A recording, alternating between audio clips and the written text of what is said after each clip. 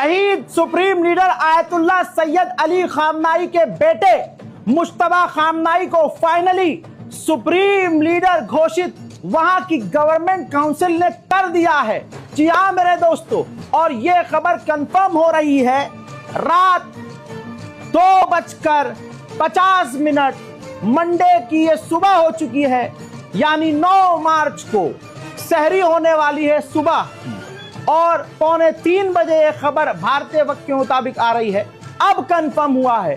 फर्जी रील, फर्जी शॉर्ट, फर्जी फेसबुक वीडियोस आपने देखी जिसमें अलग अलग क्लेम किए गए, दूसरे उलमाओं को सुप्रीम लीडर बताया गया, लेकिन सबसे बड़ी बात यह है कि अब आधिकारिक तौर पर मुश्तबा खामनाई को सुप्रीम लीडर घोषित कर दिया है। और अभी 12 घंटे पहले ही इजराइल ने कहा है कि जो भी नया सुप्रीम लीडर बनेगा उन्हें कत्ल कर दिया जाएगा। तो आप वाह रे वाह, खामनाई के बेटे का जलवा देखो।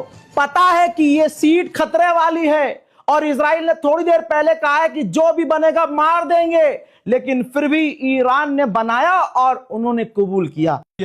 मजलिस खबरगान हजरत आयतुल्लाह अल-उज़्मा सैयद मुश्तबा खामनेई रहबर अजीज मा वली फकीह मा, अल्लाह अकबर।